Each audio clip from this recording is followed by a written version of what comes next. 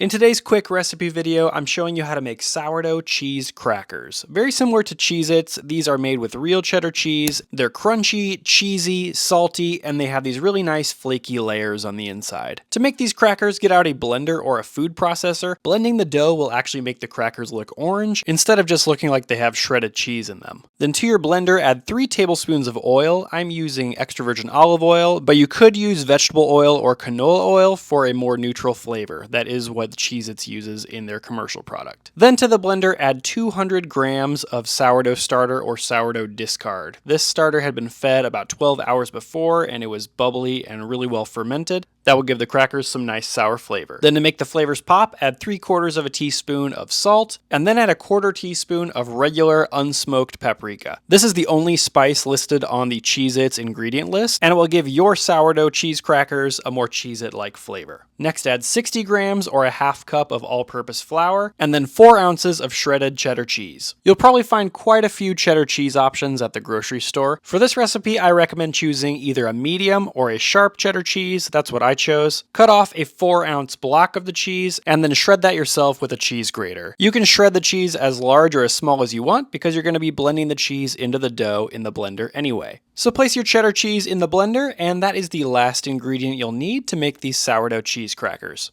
Plug in your blender and blend the mixture on low to medium-low speed for as much time as it takes to achieve a kind of yellow-orange dough where all of the shredded cheese is incorporated into the dough. You don't want to blend too long or else the dough will overmix and become a little bit too tough, so just about a minute to a minute and a half should be good. Next, remove the dough from your blender very carefully and place it onto your countertop. The dough should be relatively smooth and the cheese well incorporated, leaving you with a dough that actually has a slight orange color. When you're working with real shredded cheese, blending or using a food processor seems to be the best way to achieve a dough that actually has a color like this. At this point, shape the dough into a ball on your countertop, dust the top with a little bit of all-purpose flour, and then cover the dough with a kitchen towel and let it rest on the counter at room temperature for about 10 minutes just so the dough has a chance to relax. 10 minutes later, your dough should be soft, relaxed, and it will be easier to roll out into a thin, flat sheet for making crackers. Now move your dough off to the side and get out a metal sheet pan lined with a sheet of parchment paper, or a flat metal pizza pan will also work really well. Make sure the parchment paper is the right size and then slide out the pan from underneath the parchment paper. Put the dough on top of the parchment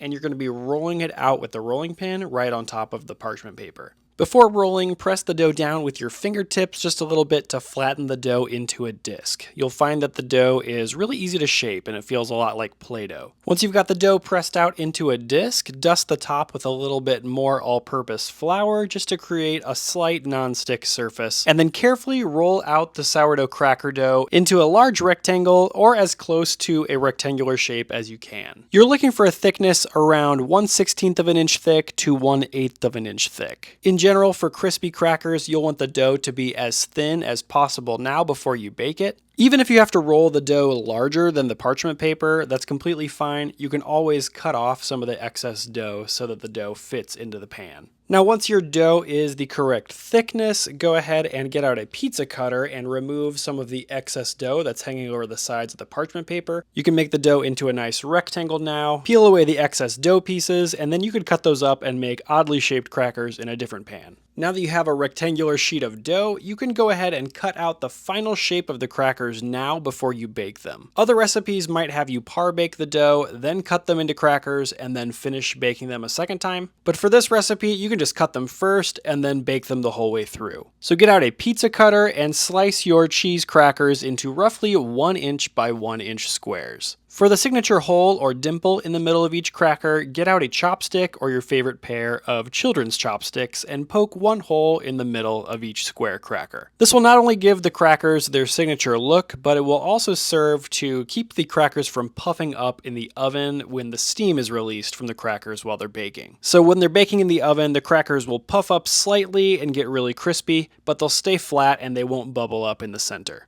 Now that each cracker has a dimple, they are ready to bake. So grab the edge of the parchment paper and slide your metal pan or sheet tray underneath the crackers until the parchment is nicely on top of the pan. Make any other adjustments as needed, and then your sourdough cheese crackers are ready to bake. Place them in the middle rack of your preheated oven and bake them for 30 to 35 minutes at 350 degrees Fahrenheit. Bake them closer to 30 minutes if you want your crackers to stay more orange in color. If you bake them the full 35 minutes like I did, your crackers might get a little bit brown on the edges and they'll be a little bit crispier. But bake times can really vary from oven to oven, so as long as you're near the 30-minute mark, pull your crackers out of the oven whenever they look good to you. Then, to get maximum crispiness, remove your crackers from the tray and let them cool at room temperature for 1 hour. After an hour, they should be crispy and ready to eat.